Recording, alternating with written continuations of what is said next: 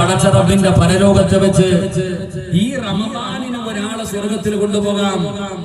ഈ ഇരിക്കുന്ന എനിക്കും നിങ്ങൾക്കും സ്വർഗം വാങ്ങിത്തരുവാനും നരകം വാങ്ങിത്തരുവാനുമുള്ള അവകാശം നാളെ അല്ലാഹു റമദാനിന് കൊടുക്കും. ആ സമയത്ത് പടച്ചവനെ പരിശുദ്ധമായ റമദാൻ നമ്മുടെ കൈ പിടിച്ചുകൊണ്ട് അല്ലാഹുവിന്റെ മുമ്പിൽ ചെന്നിട്ട് പടച്ചവനെ ഇവനെന്നെ ആദരിച്ചവനാണ്, ഇവനെന്നെ ബഹുമാനിച്ചവനാണ്, അതുകൊണ്ട് റബ്ബേ ഇവന് സ്വർഗം കൊടുക്കണേ അല്ലാഹ്. റമദാൻ പറയുമോ എന്ന് സ്വന്തമായിട്ടൊന്ന് ചിന്തിക്കണോ? ഞാൻ വെറുതെ പറഞ്ഞതല്ല. നിങ്ങളെ കളിക്കേണ്ട മാസമല്ല റമദാൻ, നിനക്ക് പർച്ചേസ് നടത്താറുള്ള മാസമല്ല റമദാൻ. എന്റെ പ്രിയപ്പെട്ടവരെ, പരിശുദ്ധമായ റമദാനിന്റെ മഹത്വം നിനക്കറിയാഞ്ഞിട്ടാണ്. നഷ്ടപ്പെട്ട മാസമാണ്, നഷ്ടപ്പെട്ട സങ്കടമാണ്.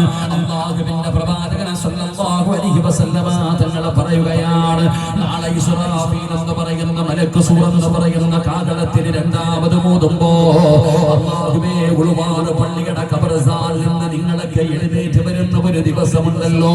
അല്ലാഹുവിന്റെ കോടതിയിൽ ആദം നബി അലൈഹിസ്സലാം മുതൽ ലോകത്ത് കടന്നു വന്ന 1,24,000 പരം വരുന്ന പ്രവാചകന്മാർ, ആദം നബിയും നൂഹ് നബിയും ഇബ്രാഹിം നബിയും മൂസാ നബിയും ദാവൂദ് നബിയും യാക്കൂബ് നബിയും യൂനുസ് നബിയും യൂസുഫ് നബിയും ഹാറൂൻ നബിയും അയ്യൂബ് നബിയും സക്കരിയ നബിയും ലോകത്ത് കടന്നു വന്ന പ്രവാചകന്മാർ മുഴുവനും അവരുടെ സമുദായങ്ങൾ മുഴുവനും നാളെ പടച്ച റബ്ബിന്റെ പരലോകത്ത് പേടിച്ച് വിറച്ചുകൊണ്ട് തലതാട്ടി പിടിച്ചിട്ട് പൊട്ടിക്കരഞ്ഞുകൊണ്ട് അല്ലാഹുവിന്റെ കോടതിയിൽ ഇങ്ങനെ നിൽക്കുമ്പോ ആ പടച്ച റബ്ബിന്റെ പരലോകത്തെ കുറിച്ച് നമുക്കറിയുമല്ലോ. ഈ 11:30 സമയത്ത് ഇരിക്കുന്ന ഈ സ്റ്റേജിന്റെ ഉള്ളിലെ ചുറ്റുഭാഗം മുഴുവനും ഫാന് വെച്ചിട്ട് ഞാനും നിങ്ങളും ഇങ്ങനെ ഇരിക്കുമ്പോ ശരീരം വല്ലാതെ വിയർക്കുകയാണ്. എന്തൊരു ചൂടാണ് ഉസ്താദ്, കണ്ണ് തുറക്കാൻ പറ്റുന്നില്ല, ആ ചൂട് കാറ്റടിക്കുകയാണ്. പടച്ചവനെ ഇട്ടിരിക്കുന്ന ഫർദയുടെ ഉള്ളിലൂടെ വിയർപ്പ് തുള്ളികൾ ഒഴുകുകയാണ്. ഇത് വല്ലാത്ത ചൂടാണ്, വല്ലാത്ത കഷ്ടപ്പാടാണ് എന്ന് ഞാനും നിങ്ങളും പറയുമ്പോ